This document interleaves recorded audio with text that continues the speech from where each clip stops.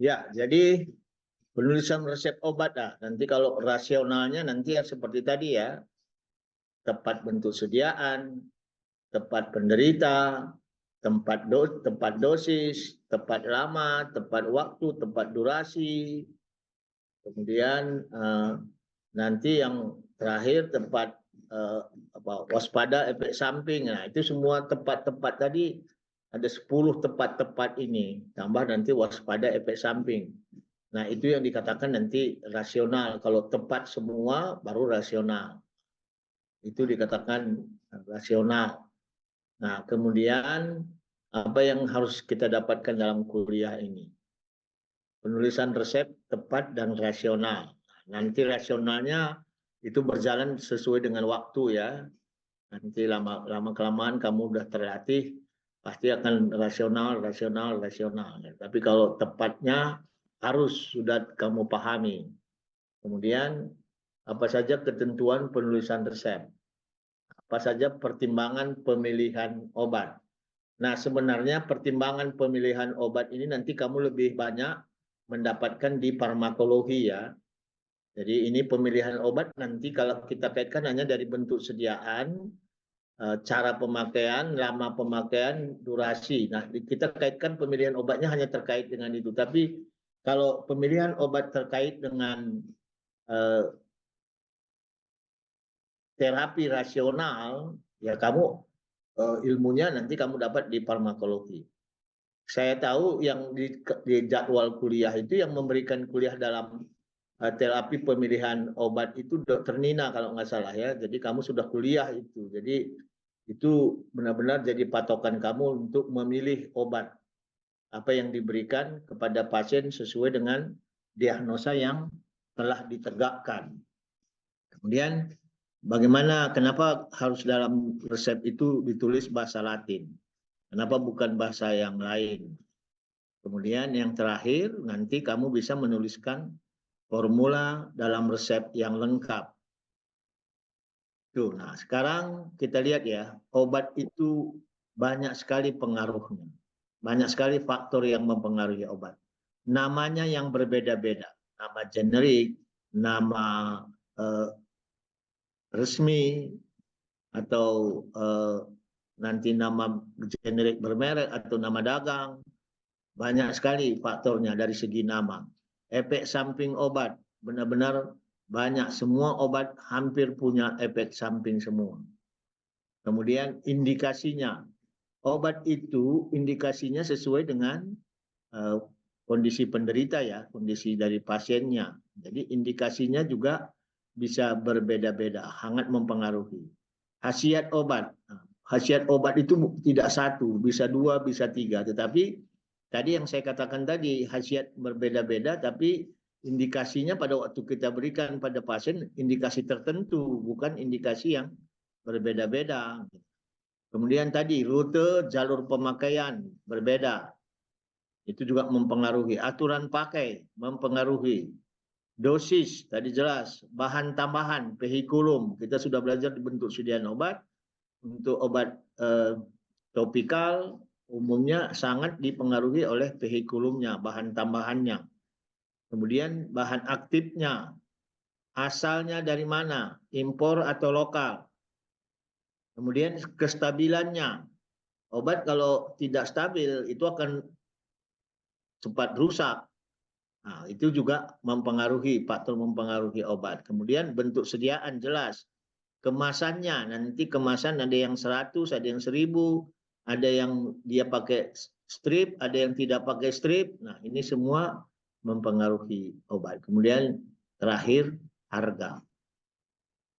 Harga ini juga nanti berbeda lah. Obat generik sama obat generik bermerek atau obat nama dagang ya berbeda harganya. Jadi ada yang kalau obat BPJS ya gratis. Nah, begitu ya. Jadi ini juga mempengaruhi obat. Jadi banyak sekali faktor yang mempengaruhi obat dan ini harus semua dipahami supaya bisa memberikan obat dalam resep, menuliskan obat dalam resep itu rasional. Nah, ini sudah paham kamu ya. Jadi kamu blok 9 sudah melakukan anamnesis, pemeriksaan fisik, kemudian menegakkan diagnosa dengan mungkin nanti ada tambahan lagi laboratorium penunjang.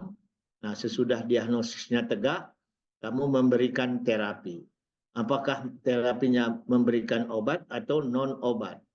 Kalau non obat nanti coba minum air banyak, kemudian istirahat yang cukup. Nah, itu kan non obat. Kalau kamu obat itu farmakologi. Nah, beri obatnya, tuliskan dalam bentuk resep nanti. Kemudian beri info. Info obat ini khasiatnya apa? Masing-masing obat ini khasiatnya apa? Dikasih tahu sama pasien. Jangan nanti nggak dikasih tahu, nanti begitu dia ke apotek tanya obat ini obat apa? Tadi dokter memberikan obat ini memberikan penjelasan tidak? Tidak. Nanti bisa salah-salah nanti apotek memberikan penjelasan. Jadi berikan info tentang obat yang diberikan. Kemudian terakhir kamu lakukan edukasi. Apa yang kamu edukasi? Efek sampingnya, peringatan-peringatan, obat ini harus dimakan habis, dan sebagainya. Berikan edukasi, cara penyimpanan, itu kamu harus edukasi pasiennya. Kalau belum sembuh, nanti 3 hari, Bapak Ibu balik lagi sana. Itu harus diedukasi pasien. Kalau nanti terasa pahit makannya, atau ada efek samping yang kamu tidak enak, jangan langsung diberhentikan obatnya. Diedukasi pasien itu, jangan nggak diedukasi. Jangan hanya begitu dapat resep, serahkan, selesai. Bukan begitu. Ya, ini tindakan dokter untuk penderita. Jadi terakhir sekali, dari hasil anamnesis, pemeriksaan fisik, diagnosis, dan pemberian terapi, bentuk terakhir adalah penulisan resep. Itulah bentuk terakhir dari pemeriksaan dokter. Jadi kadang-kadang ada yang tidak perlu resep memang, tapi rata-rata perlu resep. Nah, bagaimana kamu melakukan nanti proses membuat resep? Pertama nanti dituliskan ya, preskripsi dulu. Nah, di mana kamu tuliskan preskripsinya? Di belangko resep. Belangko resep itu ada aturannya. Bukan tidak ada aturan, nggak boleh kita lembarnya besar kecil gitu, enggak. Ada aturannya di belangko resep itu. Kemudian tulis di dalam resep itu sesuai dengan keahlian, lege artis, sesuai dengan keahlian yang sudah kamu dapatkan. Jadi itu namanya lege artis. Kemudian proses persiapan obat yang kamu tuliskan di dalam belangko resep itu harus lengkap. Tidak boleh tidak lengkap. Karena kalau tidak lengkap bisa menginterpretasi dari pembaca apotek bisa berbeda nanti. Jadi selengkap mungkin. Sebaiknya juga kalau sekarang ini tidak lagi pakai tulisan cakar ayam sekarang ini. Harus sejelas mungkin. Karena lebih banyak bahayanya kalau kamu tulis dengan tulisan tidak jelas dibandingkan dengan jelas. Apa kerugiannya? Kenapa dulu ditulis tidak jelas? Kalau dulu dokter itu menulis, memang pertama tulisannya jelek, memang. Yang kedua, pasien memang banyak. Jadi kadang-kadang nulis kalau lengkap dengan baik, ya lama waktunya. Tapi kan sekarang ini nggak lagi seperti itu. Dan sekarang ini resep banyak udah ditulis dalam bentuk ketikan, sudah dalam bentuk dari diketik di komputer. Itu jauh lebih bahayanya jauh lebih kecil dibandingkan dengan kamu tuliskan dengan tulisan yang tidak jelas dan tidak lengkap. Nah, kemudian apa yang kita sebut tadi terapi rasional, tepat obat, tepat dosis, tepat obatnya dulu ya. Obat diberikan sesuai dengan diagnosa dokter. Baru kamu hitung obatnya apa yang mau diberikan. Kemudian hitung dosisnya berapa. Cara dan jadwal pemberian, lama pemberian, waktunya jelas, lengkap. Baru terakhir, tepat bentuk sediaannya. Mana dikasih oral, topikal, injeksi parenteral, atau rektal, atau sublingual, atau bukal. Nah, itu harus tepat bentuk sediaannya. Kemudian terakhir tepat penderita. 5-nya aja dulu, ini sudah rasional. Jadi hafalkan ya, tepat obat, tepat dosis, tepat cara, lama, dan waktu pemberian, jadwalnya, tepat bentuknya, sediaan obat diberikan, dan tepat penderita. Nah, ini tidak ada kaitannya dengan cara pemilihan obat ya. Jadi yang pertama tempat obat itu kamu ilmunya tadi mendapatkan dari cara pemilihan obat. Jadi kalau diagnosanya misalnya kamu mau memberikan analgetik, antipiretik, mana lebih tepat kita berikan kalau untuk antipiretik? Mana lebih tepat kita berikan untuk analgesik? Paracetamol atau ibuprofen misalnya. Nah, kamu harus jelas itu perbedaan antara paracetamol dan ibuprofen. Nanti ada lagi penghilang rasa sakit yang lain, misalnya apa? Meloxicam, ada lagi nanti obat-obat misalnya NSAID. Nah, jadi itu apa? Untuk inflamasi apakah? Nah, itu nanti ilmunya di farmakologi kamu. Jadi dasar pemilihan obat yang rasional, dasar pemilihan obat rasional itu harus tepat obat dulu. Nah, di tepat obat ini ranahnya lebih banyak farmakologi sebenarnya dibandingkan dengan farmasi. Jadi tempat obatnya ilmunya ilmu farmakodinamik dan farmakokinetiknya dulu kamu paham. Ya, kemudian ini fungsi obat ya, supaya tepat ya. Nah, nanti kalau dia bilang remedia kardinal, artinya menyembuhkan penyebab, kausalnya yang disembuhkan. Itu kardinal, ingat, remedia kardinal. Ajupan itu tambahan atau untuk simptom. Jadi kalau demam itu simptom. Kausalnya apa? Infeksi. Karena infeksi terjadi demam. Maka demamnya diobati dengan obat-obat simptomatis. Misalnya tadi apa? Paracetamol. Tapi kalau infeksinya hilang, demamnya otomatis hilang. Jadi maka obat simptomatis itu ajupan tambahan, tidak perlu dibuat nanti lama-lama banyak, tetapi dia ada kalanya jika perlu saja. Kemudian korigen itu apa? Bau, warna, rasa. Bau, warna, rasa, atau rasa dulu lah. Bau, rasa, warna, gitu ya. Itu korigen. Kemudian konstituen itu penolong, bahan pelarut. Jadi hafalkan, kardinale, ajupan, korigensia, konstituen. Jadi kardinale itu adalah obat utama. Obat utama itu, obat yang khusus untuk mengobati penyebab penyakitnya. Itu kardinale. Ajupan, korigensia, konstituen.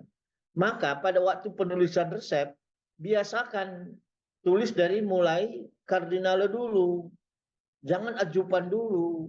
Jadi kardinale dulu, baru ajupan, baru nanti ada origen atau konstituen. Nah, jadi kardinale dulu tulisnya.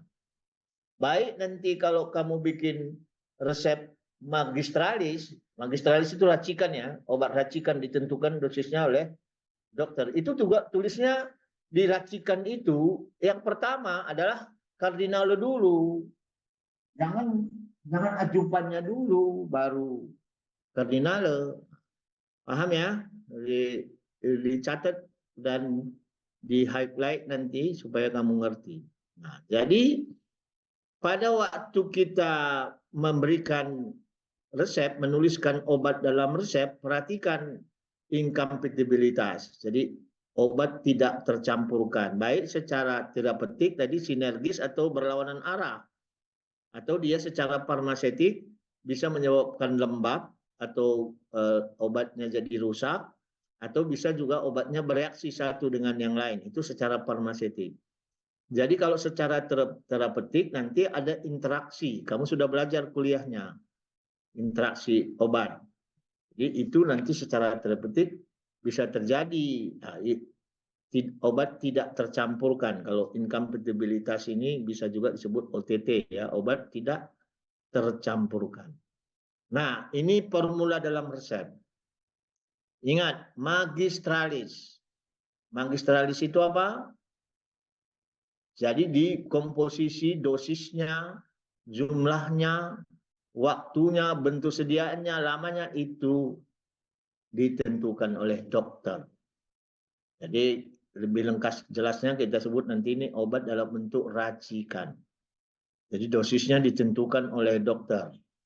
Baik nanti dimasukkan, bisa dalam pupres, bisa dimasukkan dalam kapsul, bisa juga dalam bentuk sirup, itu bisa magistralis semua. Jadi diracik, buat racikannya sendiri, itu magistralis. Spesialistis ini sesuai dengan nama generik bermerek atau nama obat merek dagang yang sudah beredar di pasar. Itu sudah ditentukan dosisnya oleh pabrik, oleh pabrik-pabrik tertentu. Jadi dia nanti misalnya katakanlah amoxicillin. Amoxicillin itu kan generik ya, generik bermerek ya. Kalau nanti kamu bilang amoxan, amoxan, deximo itu nama generik bermerek. Jadi kalau nanti dia dituliskan misalnya deximo itu PT Dexa ya memproduksi. Nah, deximo nanti ada yang 250, ada yang 500 mg yang beredar di pasaran. Itu namanya obat spesialistis. Spesialistis. Spesialistis. Nah, ingat ya, magistralis, spesialistis, dan terakhir officinal. Nah, officinal itu sudah berdasarkan resep standar. Jadi kalau analoginya begini, kalau bikin nasi goreng kan berapa nasinya berapa banyak, bawangnya berapa banyak, garamnya berapa banyak, kecapnya. Nah, itu kan resep. Nah, resep ini sesuai dengan chefnya masing-masing ya, chef masing-masing. Nah, kalau di obat ini namanya formularium. Formularium.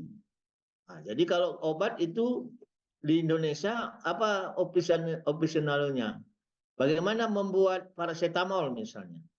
Nah, kalau paracetamol sirup, kamu dilihat di opsional, paracetamol sirup itu ada zat parasiatnya, ada zat pensuspensinya, ada zat pemanisnya.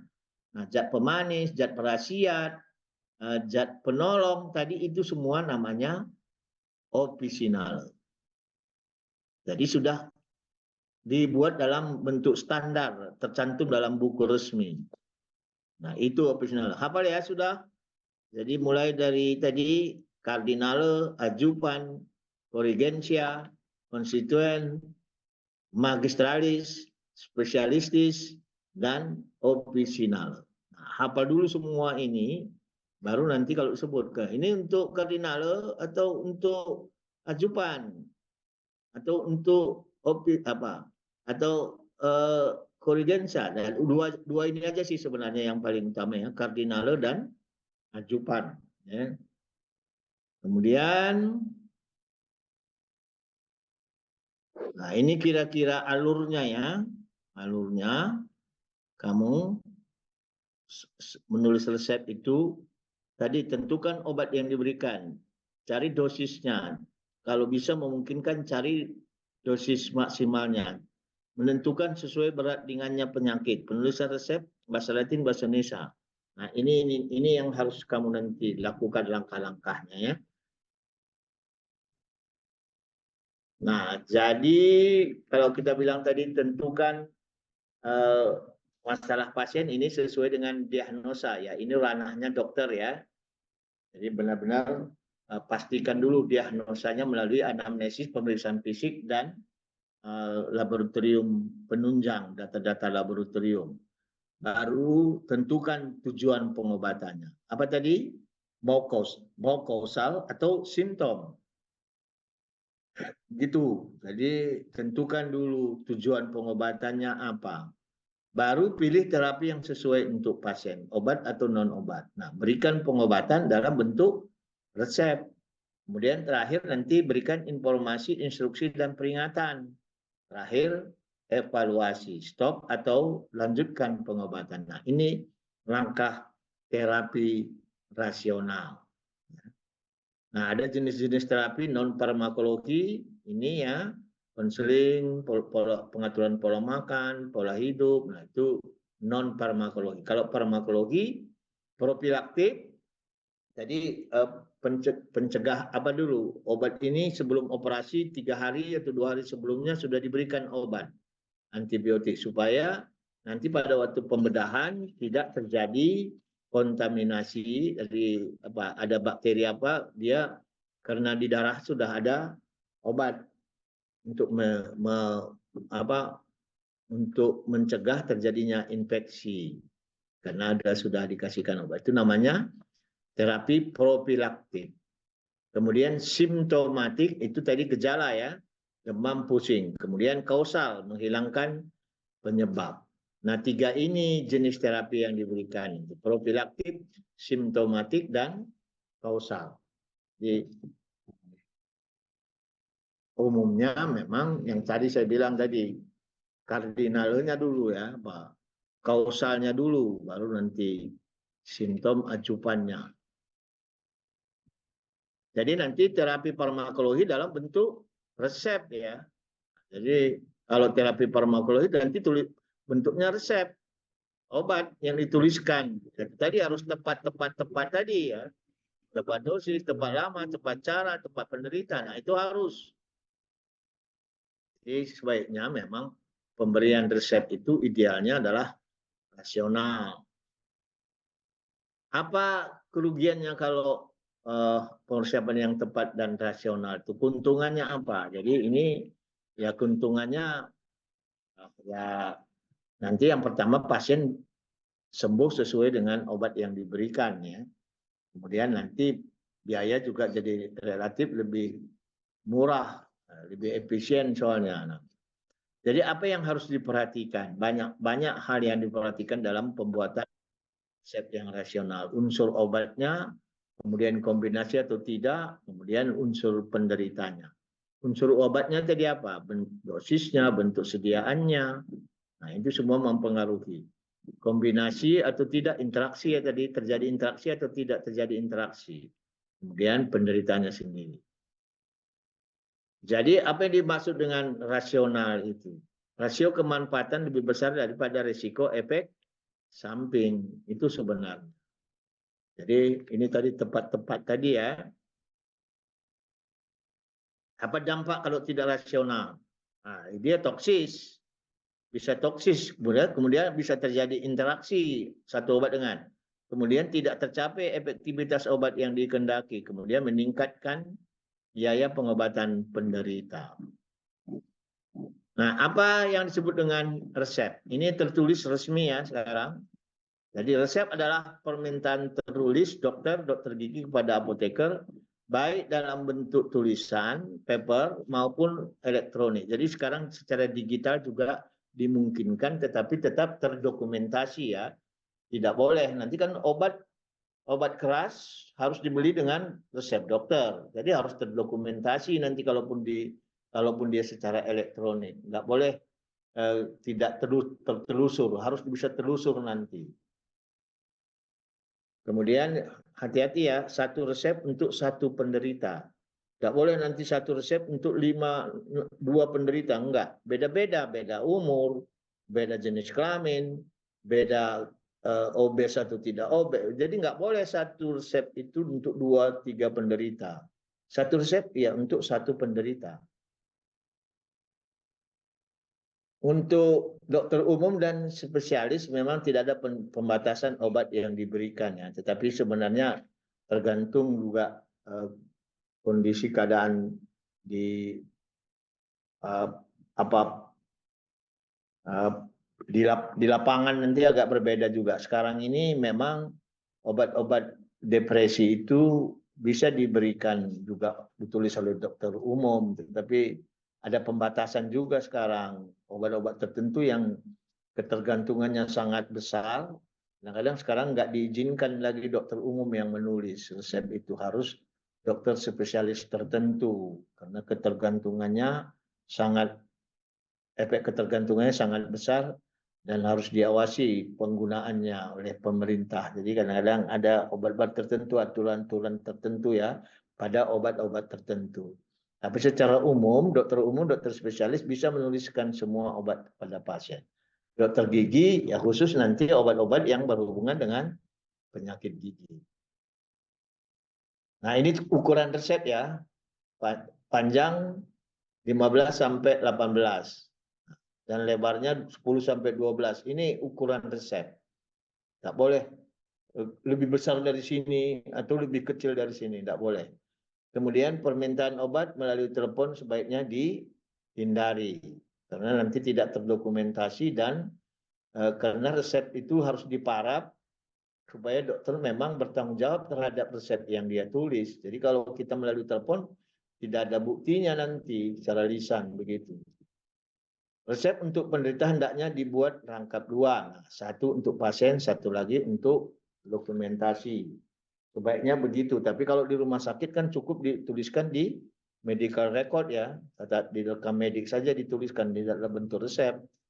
Nah, tetapi kan di rumah sakit juga 2 lembar juga ada yang tindasannya juga sebenarnya di rumah sakit. Jadi itu memang sebaiknya begitu supaya menjadi dokumentasi ya. Nah, ini hafalkan. Identitas dokter itu tadi harus lengkap seperti ini.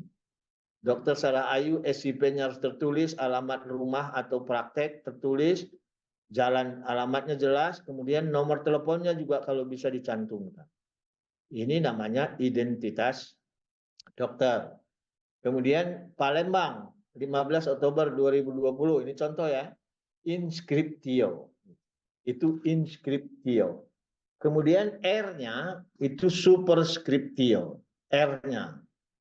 Paracetamol, saccharum lactis, itu bahan-bahan obatnya tadi, baik kardinale maupun adjuvan, itu namanya preskriptio. Preskriptio. Kemudian, oh ini salah ini, aduh. Coba saya perbaiki dulu.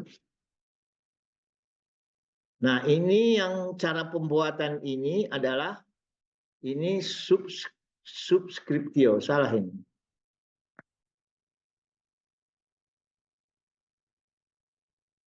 Ya, ini cara, jadi kan ini tadi apa? Jadi ini, nah ini bawah.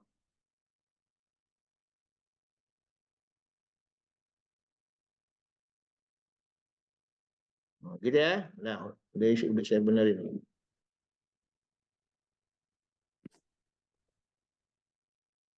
Ya, jadi preskriptio itu nama obatnya ya. Ini naikkan aja ke atas ini. Oke.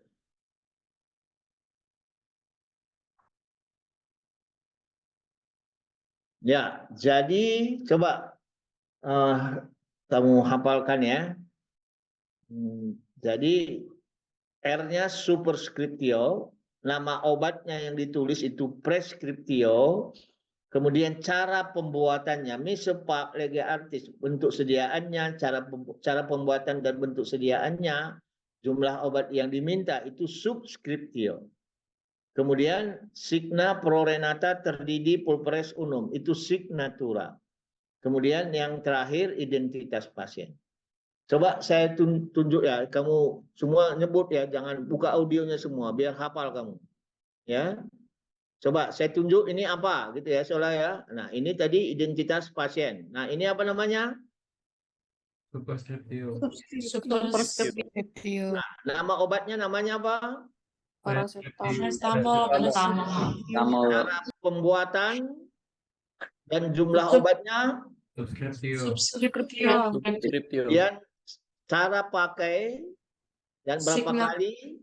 Signatura. Kemudian identitas pasien. Hafalkan ya. Jadi nanti ini harus lengkap ditulis di sini semua. Jadi tidak boleh ada yang kurang. Jadi mulai dari inskriptio ini kenapa harus ditulis begini? Karena tanggal berapa Pak resep ini ditulis kan terkait dengan nanti lama penggunaan obat dan tempatnya di mana dia. Itu harus lengkap. Nah, kemudian nama obatnya R-nya tadi apa? R ambillah. Ini nama obatnya dan jumlah obatnya berapa banyak. Dosisnya di sini dia ditentukan. Kemudian ini subskriptionya, cara pembuatan dan berapa banyak obat yang diberikan. Coba kemudian ini tandanya signa. Nah, sekarang nanti lama-lama nanti hafal ya. resipe paracetamol 100 mg. Tolong diperhatikan, kalau tidak ditulis satuannya itu berarti gram. Kalau ditulis satuannya berarti diinginkan memang dia sesuai dengan apa yang dia tulis, miligram atau kilo atau apa. Nah, itu tulisnya. Tapi secara umum cuman penulisan satuan ini kilogram atau miligram, gram atau miligram atau unit internasional tadi. Nah, kemudian sakarum laktis quantum statis. Misepak, lega artis, pulpres, detalis dosis nomor 6. Signa prorenata terdidi pulpres unum. Nah, coba, walaupun kamu belum mengerti ya, nah, coba diikuti ya supaya ujakan hafal. Jadi apa tadi? Baca. Silakan semua baca, silakan. Misepak, coba. Misepak. Dengarkan, makanya dengarkan. Saya ulang ya, nanti kamu biar hafal langsung. Ya, jadi ini misepak, lege artis, pupres, detalis dosis nomor 6. Atau nanti seks kita bilang 6 ini apa? Coba baca. Misepak,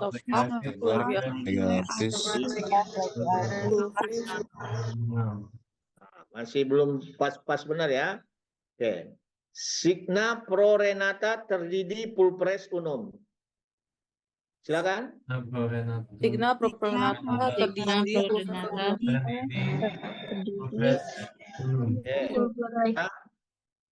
Jadi begini, tadi satuan ini miligram atau gram atau unit internasional.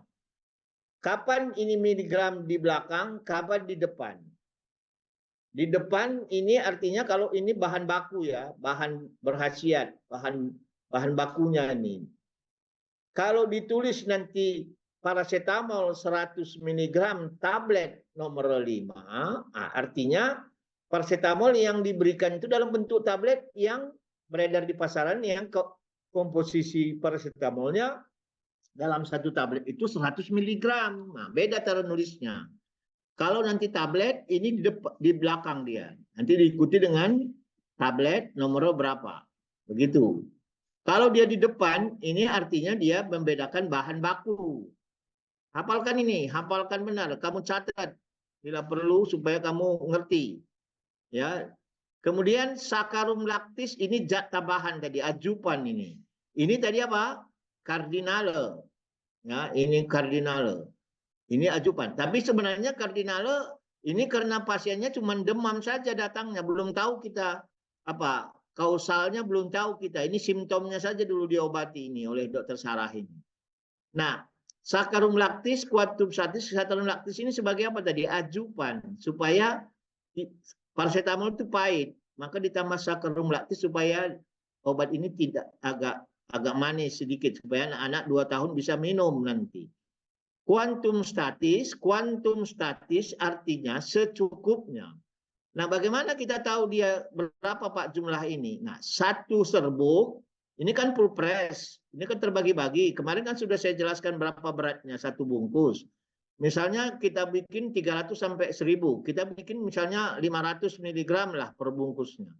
Atau karena 2 tahun kita nggak usah banyak-banyak, kita bikin 300 mg. Berarti satu bungkus dia mengandung di dalam satu bungkus mengandung paracetamol dan sakarum laktis 300 kurang 100. Jadi 200 sakarum laktisnya ya. Dalam satu bungkus ada isinya berapa tadi? 300 mg. Karena berat satu bungkusnya 300 sampai 1000.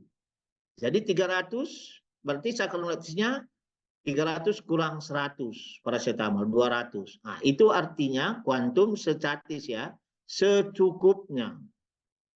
Nah, tetapi secukupnya ada dasarnya. Dasarnya berdasarkan berat satu bungkus. Nah, misepak, mise itu campur. Pak itu buatlah. Dari pabrik yang membuat atau apotekernya atau tenaga farmasinya. Misepak campur dan buatlah. Lega artis sesuai dengan keahlian, sesuai dengan seni, sesuai dengan keahlian. full press. Full press berarti serbuk terbagi-bagi. Detalis dosis. Detalis dosis ini sesuai dengan dosis per bungkus. Kalau full. Kalau nanti kapsul di sini sesuai dengan dosis per kapsul. Nomor 6. Di nomor 6 itu jumlahnya 6 bungkus yang diminta. Oke, sekarang kalau dibilang tadi DTD tadi apa? Sesuai dengan dosis per bungkus. Jadi kalau dalam 6 bungkus, ada berapa paracetamol? Kalau ngerti tadi pengertian tadi, supaya paham. Jadi DTD itu apa? Detalis dosis sesuai dengan dosis per bungkus. Jadi maksudnya sesuai dengan dosis per bungkus mengandung paracetamol 100 mg per bungkus. Itu artinya. Jadi dalam 6 bungkus ada berapa paracetamol? 600 bukan, Pak? 600 mg. Nah, gitu ya kalau pakai DTD. Jadi DTD itu sesuai dengan dosis per bungkus. Buat sebanyak 6 bungkus. Kalau tidak ada DTD, maka artinya buat dan campurlah sesuai dengan keahlian. Full press, serbuk terbagi-bagi sebanyak 6 bungkus. Jadi kalau tidak ada DTD, berapa paracetamolnya dalam satu bungkus? 100. Nah, salah. Nah, makanya jadi ngertikan dulu, pahami dulu. DTD tadi kan dosis per bungkus. Berarti per bungkusnya maksudnya paracetamol 100 mg. Kalau tidak ada DTD, maka yang 100 ini dibagi menjadi 6 bungkus. Jadi berapa paracetamolnya per bungkus? 100 per 6. 100 per 6 itu kira-kira 13 berapa gitu ya? 14 berapa? 13 sekian, begitu kan? Benar ya? Ngerti enggak nih? Berapa? Kalau 100 bagi 6 berapa? 16,67, Pak. Nah, jadi sekarang maksud saya menjelaskan ini, kamu biar paham ada DTD dan tidak ada DTD. Kalau ada DTD itu per bungkus dosisnya sesuai dengan tertulis di sini. Jadi paracetamol 100 mg. Artinya kalau ditulis DTD, setiap bungkus obat ini mengandung paracetamol 100 mg. Jadi untuk 6 bungkus dia 600 ditimbangnya. Nanti dibagi 6. Kalau tidak ada DTD, maka tidak ada DTD berarti obat paracetamol ini untuk 6 bungkus. Bukan untuk 1 bungkus, tapi untuk 6 bungkus. Paham itu? Ngerti? Ngerti, Pak. Ya, oke. Kalau nggak ngerti tidur. Ya. Kemudian signa prorenata. Jadi signa itu artinya tandai. Prorenata jika perlu, prorenata jika perlu. TDD, tertiga. DD itu sehari. Full press unum itu 1. Jadi angka ini, nah ini juga salah ya. Ini nanti tidak boleh. Nah, nggak apa-apa, ini tidak mau lagi dia. Sudah nggak apa-apa. Jadi nanti ini juga salah ya. Nomornya nomor kecil ini, N kecil, jangan nomor N besar. Kemudian ini, angka ini harus 1 Romawi, tidak boleh 1 biasa. Ini juga jumlah obat, tidak boleh angka 21, 30 nggak boleh. Jadi kalau nanti 30, 3 kali XXX. Nah, ini juga begitu. Sebaiknya ini 1 tadi S, 2B, 3D, T, 4Q. Nah, tapi kadang-kadang banyak juga dokter sudah menuliskan karena tidak hafal tadi signa PRN 3 DD full press unum. Nah, ini nggak boleh, harus apa? Harus angka Romawi ya. Nah, baru di paraf. Apa arti paraf ini? Dokter bertanggung jawab atas resep yang dia tulis. Nah, begitu. Jadi kalau tidak ada paraf ini nanti masuk ke apotek tidak dilayani karena dokter tidak memberikan paraf. Nah, untuk nanti kalau dia ada psikotropika atau obat narkotika, sebaiknya dokternya tanda tangan di sampingnya atau di resep ini. Itu artinya dokter memang menginginkan diberikan tadi apa anti narkotika atau psikotropika. Narkotika yang umum ya harus ditanda tangan. Kalau enggak nanti enggak dilayani, kasihan pasiennya. Nah, sampai di sini dulu ada yang mau ditanya untuk resep yang lengkap ini? Sudah paham ya? Jadi nanti cara penulisannya ini masih sederhana ya, nanti ada lebih kompleks lagi, kita lihat di belakang. Tapi sederhana dulu. Nah, sederhana ini sudah dipahami ya, mudah-mudahan ini kelengkapannya yang harus ditulis. Ada yang mau ditanya? Nggak ada? Oke, lanjut ya. Oke. Jadi tadi ya, ini resep yang lengkap tadi sudah saya jelaskan, nama kota, nama apa, subskriptio ya. Kemudian, nah tadi penulisannya juga obat pokok dulu ya, kardinale dulu. Perhatikan tadi saya sudah ingatkan tadi ya, ajupan baru lanjutnya, baru nanti ada korigen atau konstituen. Ya. Jumlahnya dinyatakan dalam satuan berat bisa mikrogram, miligram atau gram, bisa UI juga. Jumlah obat dinyatakan dalam satuan isi, mililiter, liter, tetes. Nggak boleh CC. Jangan jumlah obat dibikin C. Jadi nanti kalau jumlah obat kalau nanti dalam satuan isi atau untuk cairan nggak boleh CC, CC nggak boleh. Nanti CC itu jadi nanti jumlah obat jadinya 20. Karena angka Romawi kan 20, maka dia harus ditulis mililiter atau liter atau tetes. Nah, penulisan angka tanpa keterangan lain nanti itu sudah konvensi gram kalau tidak dituliskan satuannya itu gram ya, tidak ditulis penulisan angka tanpa jadi penulisan. Oke. Kemudian cara pembuatan subskriptio. Jadi nanti Misepak Legartis buat sesuai aturan pembuatan obat pulpres atau puyer atau ya, tersebut terbagi-bagi. Nah ini nanti disingkat, ungentum nulisnya seperti ini, salep. Sirup nulisnya nanti pocio, obat minum begitu aja, pocio, sirup itu artinya. Kemudian kapsul nulisnya seperti ini. Nah, resep aturan pemakaian pasien umumnya dalam bahasa Latin, jadi nanti signatura. Kemudian nama penderita ditulis tuan, nyonya, nona, bapak, ibu diikuti nama. Kalau anak dibikin anak saja, bayi dibikin bayi. Nah sebagusnya anak diikuti saja lah, gak usah dibilang anak AN, tapi tulis saja berapa tahun dia.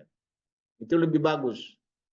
Supaya nanti di apotek juga bisa menghitung dosisnya benar atau tidak. Supaya nanti ada kontrol juga dari apotek. Kalau dosisnya nanti salah dihitung, bisa diingatkan oleh apotek, dok, ditelepon dok, ini kebesaran dosisnya dok, apa tetap ini diberikan atau dikurangi dok. Nah, nanti begitu dari apotek kalau kamu tuliskan anaknya berapa umurnya. Jadi selengkap mungkin. Sebaiknya juga lengkapi dengan alamat pasiennya. Supaya nanti kalau ada apa-apa bisa segera bisa dihubungi. Kalau ada efek samping, ada salah pemberian obat, salah menuliskan obat, nah bisa segera bisa dihubungi. Nah, tanda tangan tadi maksudnya bertanggung jawab untuk narkotika itu tanda tangan. Kalau parab tadi untuk resep bukan narkotika ya. Kemudian dalam satu kertas resep terdiri dari bisa lebih dari 1 R, bisa lebih dari superskriptio. Nah, dipisahkan dengan tanda apa tadi, garis tadi dan parab. Ya. Bagaimana pertimbangan pemilihan obat? Jadi sebenarnya ini nanti di farmakologi kamu ya. Manfaat, keamanan, harga, dan kesesuaian. Ini pemilihan obat. Dokter bertanggung jawab penuh terhadap resep yang ditulisnya. Saya pikir ini harusnya di mana ini? Jangan di sini nih. Agak apa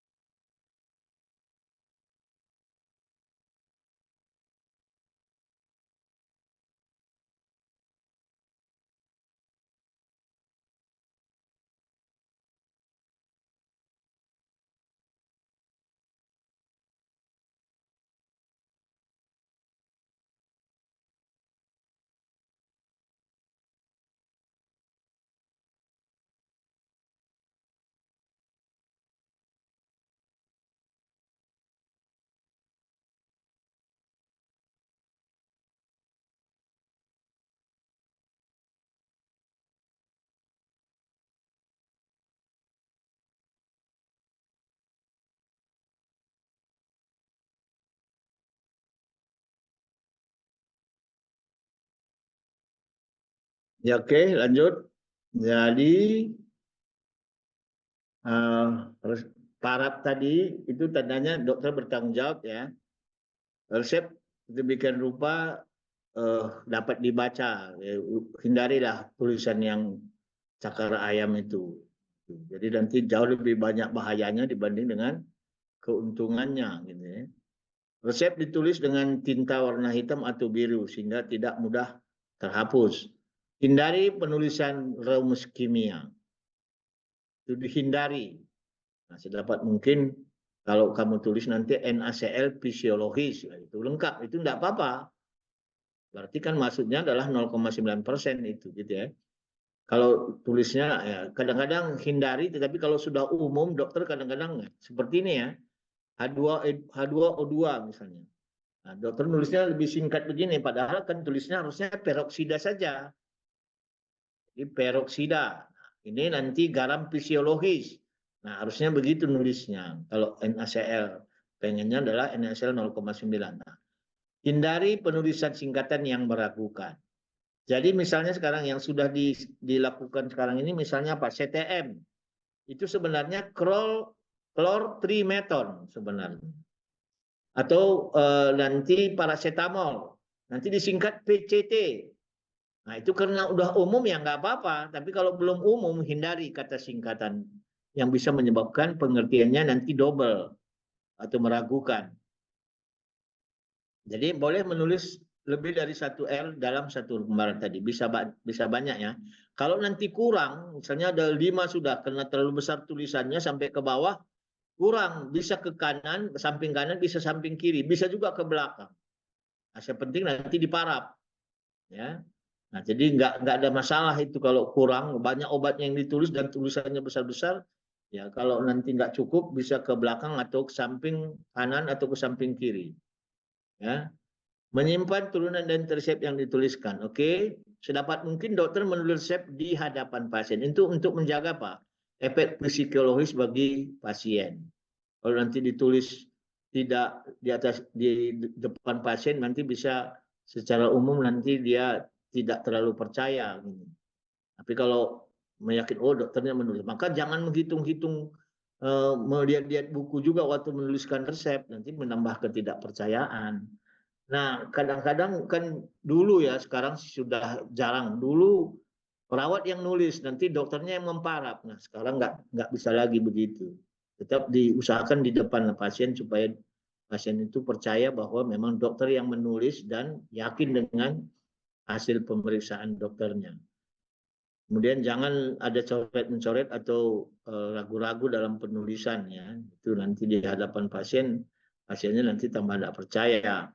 Sebelum resep diberikan, pasien dibaca kembali apa yang telah ditulis. Perhatikan juga yang terakhir, mampu atau tidak mampu pasien ini. Kalau mampu, berikan obat yang agak mahal, tidak apa-apa. Tapi kalau dia tidak mampu, jangan berikan obat mahal. Nanti akhirnya apa? Gagal pengobatan kalau nggak bisa dia beli obatnya. Gagal berarti kita. Nggak dibeli obatnya walaupun sudah kita tulis. Nah, jadi perhatikan juga sedikit banyak kondisi pasien itu, dia itu lihat bajunya, lihat nanti pakai aksesorinya apa, nah biar lihat mampu tidak mampu dia. Nah, kemudian tanggal resep ditulis dengan jelas. Cantumkan umur atau berat badan tadi. Cantumkan alamat. Oke, tadi sudah semua dijelaskan. Kemudian jangan diberikan dalam angka desimal, nggak boleh. Untuk obat yang jumlah obat yang diberikan, nanti misalnya 3 tablet, dibikin 2,6 tablet. Gimana mau ngasihnya 2,6? Jadi tidak boleh itu. Jadi kalau memang pengennya 2,6 ya dalam bentuk magistralis bikin. Jangan spesialistis. Jadi magistralis kasihkan. Buat dalam bentuk racikan.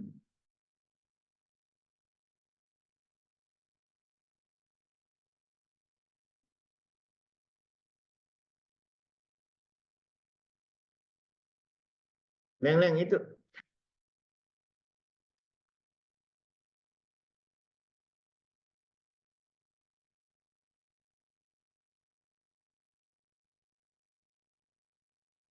Sebentar, sebentar.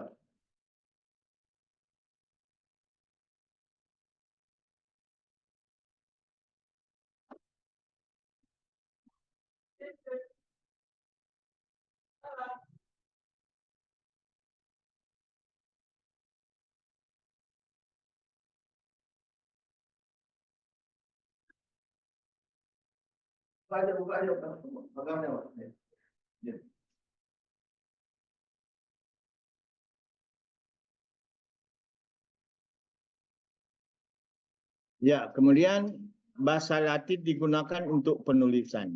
Untuk nama obat, ketentuan mengenai pembuatan tadi, subskripsionya tadi, bentuk obatnya, jadi subskripsionya tadi ya. Kemudian petunjuk aturan pemakaian obat ditulis berupa singkatan. Jadi kenapa mesti bahasa Latin?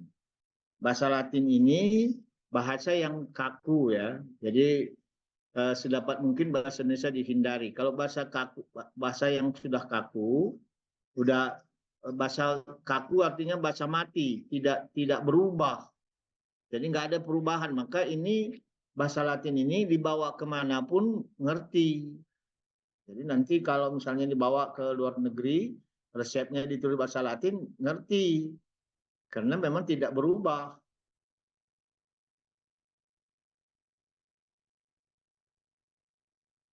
Ya, jadi contoh obat batu hitam itu OBH, itu kan obat bahasa Indonesia, hindari. Jadi jangan juga disingkat OBH, tapi ini bahasa Latinnya memang Pocio nigra contratusin.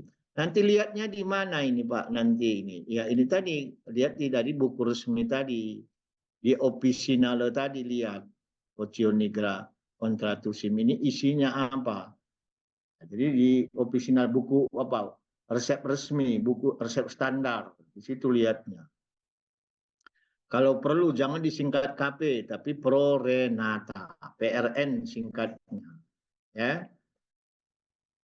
Nah, itu tadi kenapa bahasa Latin adalah bahasa mati dan tidak dipakai dalam percakapan sehari-hari ya.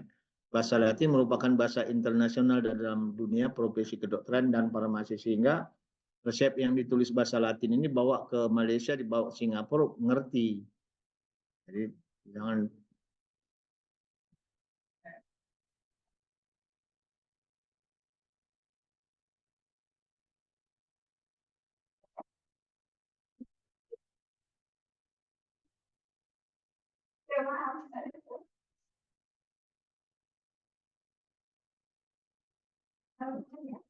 Ya, jadi dengan bahasa Latin tidak akan terjadi dualisme tentang bahan yang dimaksud dalam resep.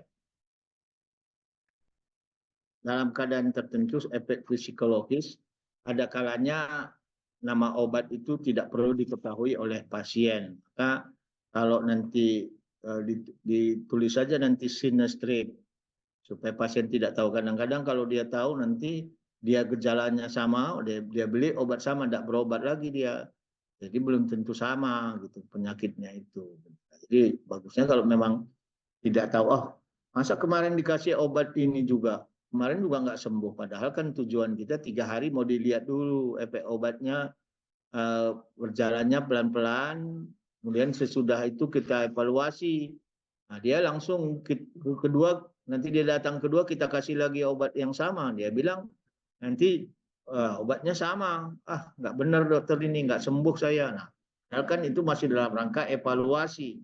Nah, yang begitu bisa aja ditulis Sinestrip. Nanti resepnya ditulis apa? Paracetamol tablet. Nanti kan paracetamol ini di tablet yang berada di pasaran ada aluminium foilnya, ada namanya di situ. Tulis aja di belakangnya, di belakang jumlah obat itu Sinestrip, atau di nama obatnya paracetamol Sinestrip di bawahnya, dikurung sedikit Sinestrip. Nanti pasti akan diberikan oleh apotek tanpa strip, langsung dia nanti diberikan obatnya dalam bentuk tablet utuh. Nah, jadi penulisan obat dinyatakan dalam angka Romawi 1, 5, 10. Tidak boleh dalam angka biasa gini ya, harus angka Romawi. Nah, ini penulisan angka Latin. Jadi unum, duo, tres, quarta atau quarto, quinca, sex. Nah, ini kadang-kadang kita juga sampai sini saja hafal, kadang-kadang sampai 4. Atau quinca, sex, atau nanti 10, decem, November kali ya. Ini harusnya Oktober ini 10 ininya Oktober 8 September harusnya nih ya. Tapi udah jadi 7. Jadi ini kadang-kadang kita bisa salah-salah. Maka ya kadang-kadang kita hafal sampai 4 saja.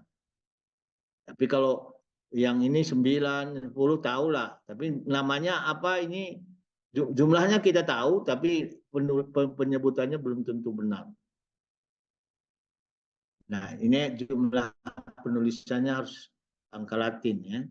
Nah, singkatan dalam Latin dalam resep misalnya AA, AC, AA sama banyak, antequenum, antenoctum itu malam sebelum tidur, AN.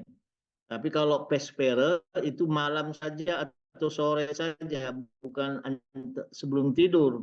Ad libitum secukupnya. Ante usus externus untuk pemakaian luar, untuk buat luar. Ante usus interna untuk pemakaian dalam.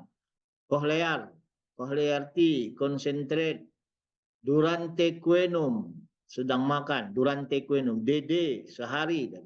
Dextra, kanan, dilutus, encer, detalis dosis, berikan sebanyak dosis tersebut, perbungkus tadi, dosis sesuai dengan dosis perbungkus.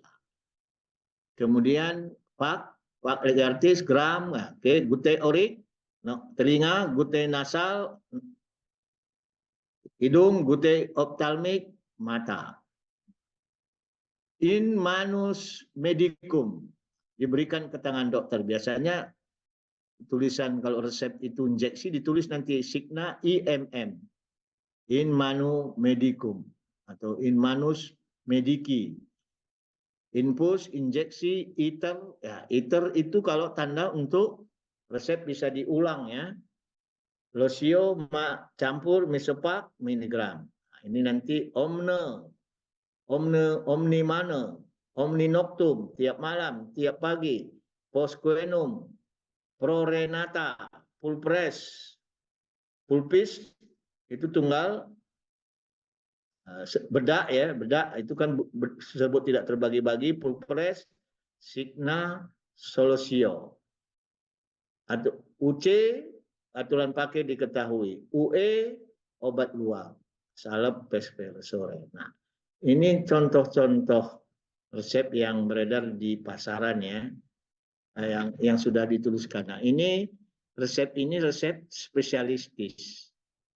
Jadi amoxicillin 500 mg tablet nomor 15 signa omni octo ora tablet unum antequenum. Jadi artinya apa? Ini kan tadi amoxicillin 500, bisa ditulis di sini 500 mg, bisa juga tidak. Jadi maksudnya berikan amoxicillin yang 500 mg zat berkhasiatnya untuk tablet sebanyak 15 NO sebanyak 15. Tandai tiap 8 jam satu tablet sebelum makan. Signa omni octohora tablet unum antequenum. Jadi dihafal-hafal ya, diulang-ulang nanti kalau kamu tipe learning style-nya nanti kinestetik diulang-ulang saja nggak apa-apa. Supaya ini. Kalau kamu audio visual amati sambil dihafalkan. Nah, begitu ya. Kemudian ini namanya resep apa namanya? Spesialistis. Beseport. Nah, ini spesialistis namanya. Obat ini beredar di pasaran. Nah, ini contoh resep dari rumah sakit. Dia tidak ada di sini alamat pasiennya, SIP-nya tidak ada, tapi ini SIP-nya sudah ditaruh di Rumah Sakit Muhammad Husin. Nah, jadi nanti kalau sekarang ini dicap ada stempel dari dokternya saja. Nah, seperti ini ya, signa in manus medici. Jadi tandai serahkan kepada dokter atau serahkan kepada tenaga medis. Nah, gitu. Serahkan pada dokter. Nah, ini petidin injeksi ampul 1. Nah, ini tadi salah ya, nulisnya harusnya amoxicillin miligramnya di depan. P-nya juga kecil ini, misepak, pulpres, nah, nanti salah satu nanti praktekum kita nanti mengkritisi resep yang ditulis, mana salah, mana benar. Itu nanti salah satu saya jelaskan nanti sore. untuk praktikum kamu. Ya. Nah, ini dokter pribadi seperti ini tadi lengkapnya. Oke ya. Resep dengan tanda khusus. Ada obat yang memerlukan obat secepatnya atau keadaan darurat. Nanti ditulis Sito. Nah, kalau ditulis nanti pada bagian atas resep di garis bawahi, kalau di garis bawahi itu artinya biasanya narkotika di garis bawahi obatnya. Kalau di apotek di garis bawahi merah.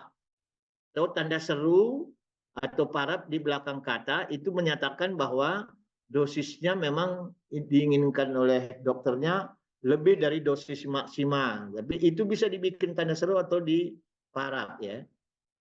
Kemudian kata yang ditulis dalam resep kalau dia tadi tanda khusus dia memang memerlukan secepatnya Sito, Statin, Urgen, PIM. Pilih salah satu. Silakan saja nanti dituliskan di kanan atas atau di kiri atas juga boleh nanti kita lihat contohnya ya. Nah, kemudian iter itu diulang, bisa diulang. Jadi kalau iter 2 kali berarti obatnya bisa diambil 3 kali karena resep asli sekali, resep iter 2 kali diulang berarti 3 kali resepnya. Bila dokter tidak ingin resepnya diulang, maka ditulisnya ne iterator, tidak boleh diulang. Nah, dosis maksimum tadi tanda seru ya atau paraf dokter. Ini tadi kalau ditulis Sito seperti ini, kelihatan ya? Sito atau iter 3 kali. Nah, kalau Sito berarti ini harus segera dilayani. Nah, kalau iter ditulisnya sini, iter 3 kali. Kadang-kadang di kiri, kadang-kadang di kanan, tidak masalah. Di bawah ini ya, jangan di identitas dokter, tapi di inskripsionya saja tulis iter lah. Kemudian contoh penulisan resep, nah kira-kira ini magistralis ya. Nah ini kalau tidak ada katakan lain berarti apa ini? Gram. Ini gram ini, puyer semua. Ini mesepak pulus. Udah tahu tadi bedanya ya, puluh DTD dan puluh tidak ada DTD. Itu bedanya tadi, harus hafal. Kemudian ini nomornya kecil harusnya ini. Jangan besar.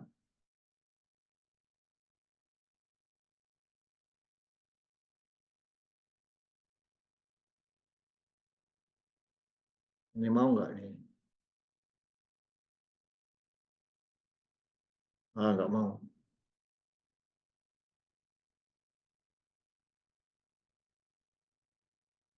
Ya, nggak apa-apa ya. Jadi ini yang benar nanti kita kritisi juga. Jadi ini gram, nah ini gram tanpa disebut. Ini jadi mesepak pulpres detalis dosis nomor 10 dainkap. Dainkap ini bisa juga di sini mesepak pul dainkap detalis dosis nomor 10. Bisa juga di belakang, tapi ini tidak umum sebenarnya ditulis di belakang. Harusnya memang mesepak pulpres gitu dainkap. Detalis dosis nomor 12. Ini juga salah kalau dituliskan di sini. Tidak, ya salah tidak, tetapi kurang pas ya. Ini kan dibikinnya mesepak kapsul detalis dosis nomor 10. Nah, itu yang benar. Nah, ini resep apa jadi? Magistralis. Nah, ini magistralis juga ya. Nah, ini spesialistis. Retromed 500 mg kapsul nomor 10. Coba lihat nulisnya. Jadi 500 mg-nya di sini miligramnya, bukan di belakang. Itu Signa Omni Octohora kapsul unum. Nah, ini obat spesialistis semua ya. Nah, kemudian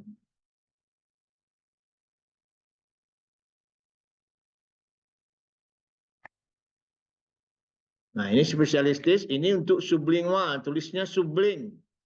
Nah, nanti ini aqua 200 ml, cum aqua 200 ml. Artinya maksudnya apa? Tablet ini dimasukkan dalam aqua 200 ml baru diminum. Jangan nanti dilarutkan dalam air 200 ml, jangan gitu nulisnya. Cum aqua 200 ml. Jangan tulisnya nanti dilarutkan dalam air 200 ml, jangan cum aqua 200 ml. Itu artinya dilarutkan dalam air 200 ml. Nah, ini masih spesialistis tadi ini lozenges. Ini artinya tablet isap. Ini tablet tulisnya bukal. Ini saset. Ya, ini powder. Nanti dilihat lagi semua. Ini tablet Pagina. Nah, ini dengan alatnya, aplikator. Dengan alatnya maksudnya aplikator. Dengan alatnya sebanyak nomor 1. Sebanyak 1 kanesten. Ini untuk tablet Pagina ini. Ini untuk obat apa? Obat KB. Nah, ditulis SUC, signa usus cognitus. Jadi aturan pakai sudah diketahui. Dokternya sudah menjelaskan cara menggunakan obat ini. Nanti kalau dia nggak jelas, nanti kalau dia sampai di apotek, dia tanya lagi, ini makannya gimana? Tadi udah jelaskan sama dokter. Belum lah. Lalu jelaskan nanti sama apotek di apotek. Jadi begitu ya, mikroginon tablet kartu nomor 1. Nah, jadi dokter memang seperti saya bilang tadi, sebelum menyerahkan obat resep itu, beri edukasi dulu, beri informasi dulu, beri cara pemakaian, peringatannya dan sebagainya. Nah, ini 1 kali sehari 1 sup Prorenata jika perlu. Ini kan obat apa nih? Obat untuk pencahar, untuk BAB yang terhambat, supaya BAB ditambahkan makan dulcola ini sebagai pencahar. Nah, ini resep Pocio, Misepak Pocio. Kecil sebenarnya ini, bukan besar. Ini sebenarnya kecil tulisannya, bukan besar. Pocio. Itu, ya.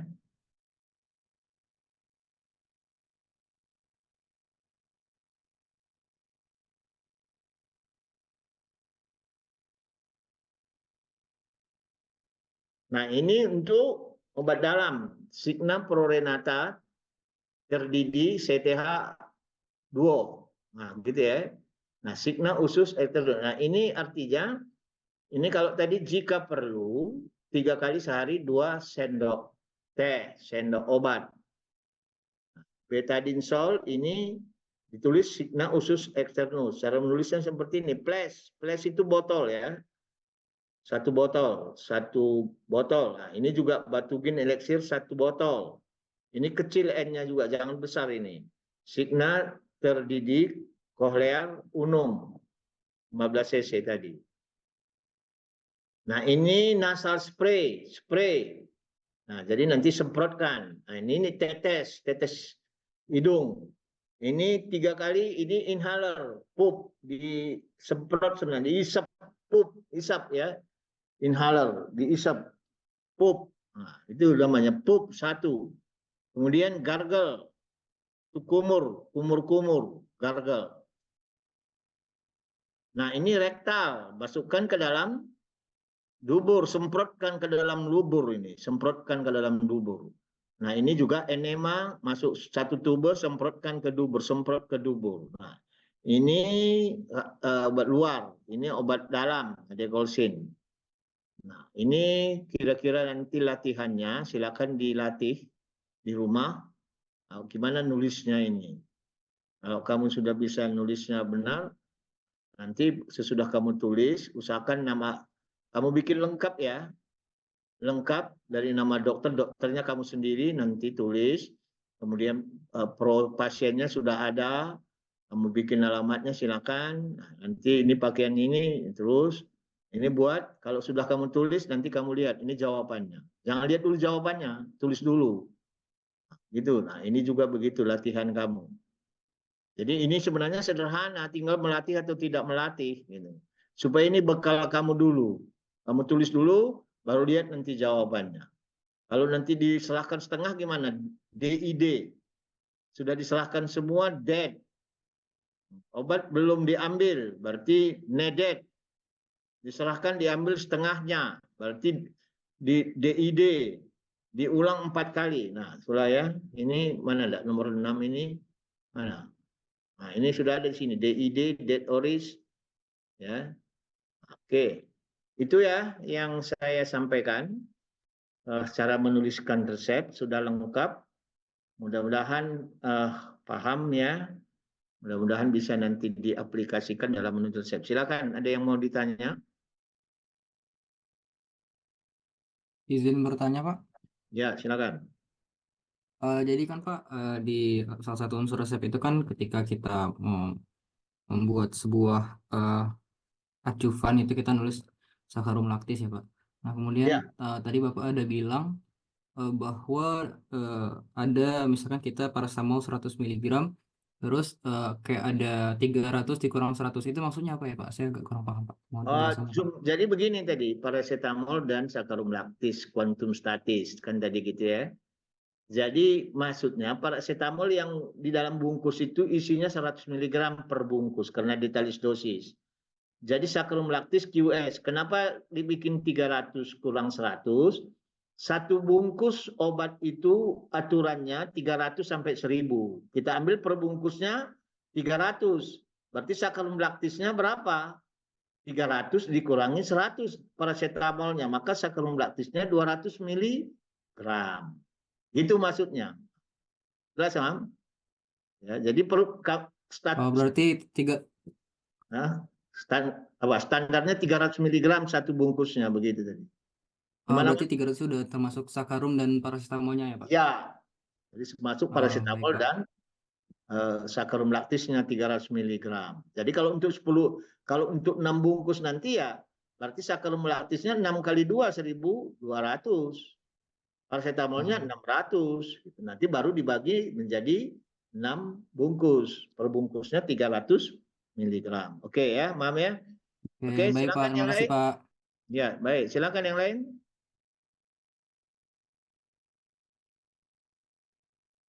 Nggak ada? Cukup? Dibaca lagi nanti, dipraktekkan, dibaca, dipraktekkan, dibaca, dipraktekkan. Begitu ya. Jadi nanti tugas yang tadi latih. Jangan lihat dulu jawabannya. Nanti kalau nggak ngerti, tanya. Tanya temennya atau tanya ke saya. Begitu. Waktu kita praktikum nanti di nilai juga bisa ditanya nanti. Ya, oke. Masih ada? Silakan.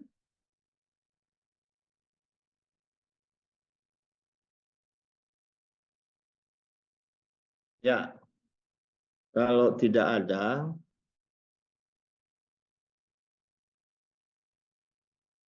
ya nanti saya kirim dulu bapaknya ya, kuisnya ya sebentar.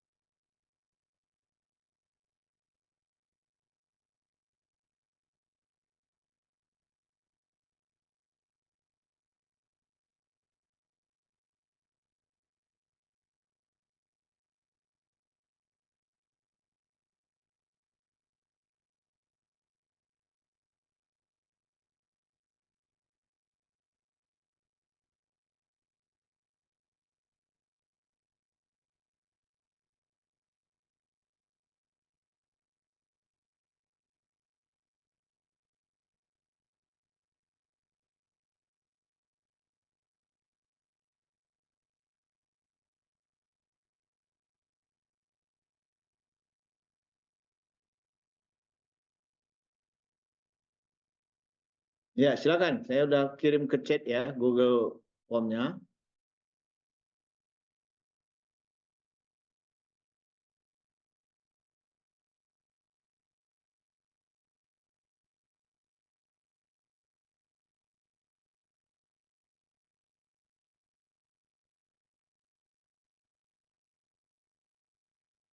Sudah, silakan di-prepare nama, name, kelasnya.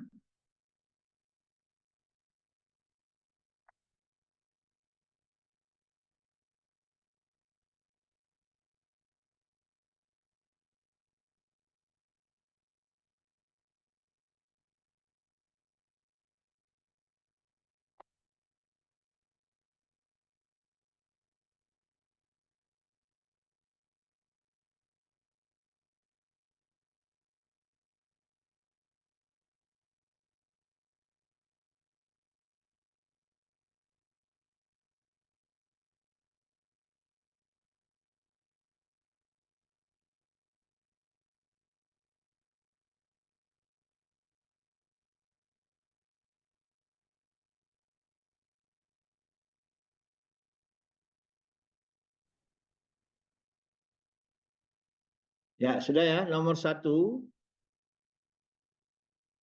Nama obat yang ditulis dokter antara lain adalah aspirin.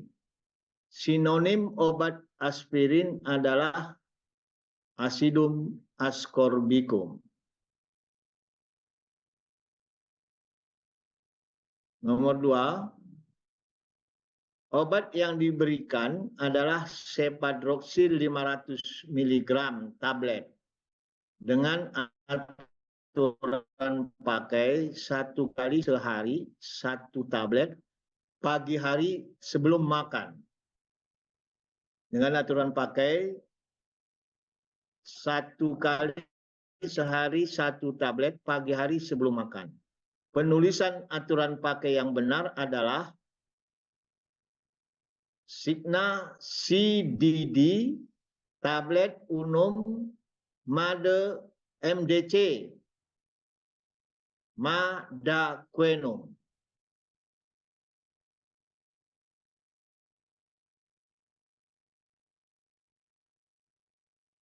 Nomor 3, dokter menuliskan resep untuk Sheila umur 1 tahun obat paracetamol 100 mg untuk 1 bungkus sebanyak 10 bungkus.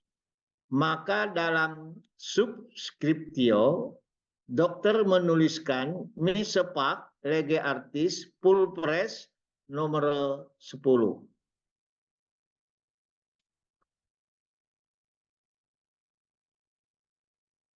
Nomor 4, campur dan buatlah menurut keahlian. Ditulis MDS.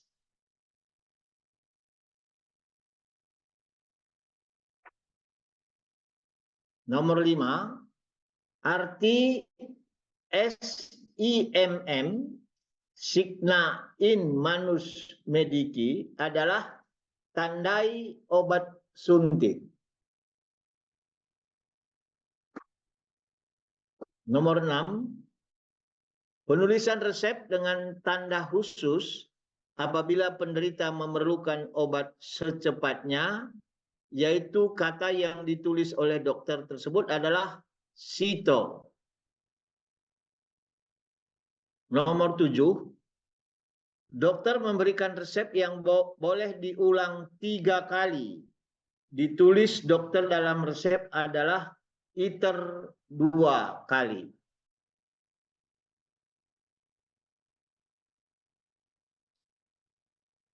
Nomor 8, dokter memberikan obat diazepam. Tulis saja nggak apa-apa kamu. Dokter memberikan obat diazepam 5 mg tablet sebanyak 5 tablet yang harus diminum 1 kali 1 hari malam sebelum tidur. 1 kali 1 hari malam sebelum tidur. Penulisan resep yang benar untuk pemberian obat diazepam tablet tersebut adalah R. Diazepam 5 mg tablet nomor 5 Cigna CDD tablet unum ante noctum.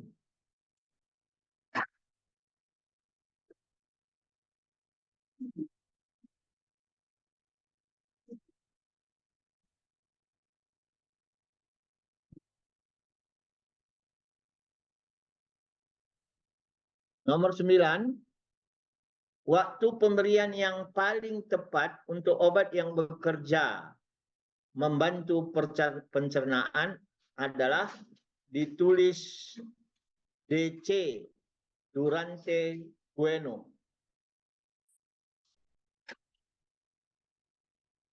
Nomor 10, Lisna perempuan umur 15 tahun diberi resep oleh dokter asam mepenamat 500 mg untuk sekali pemberian.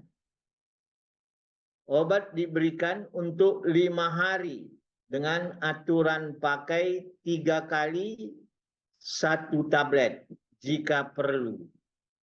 Penulisan resep yang paling tepat adalah R atau resipe asam mefenamat 500 mg tab nomor 15 Signa terdidi tablet umum PRN.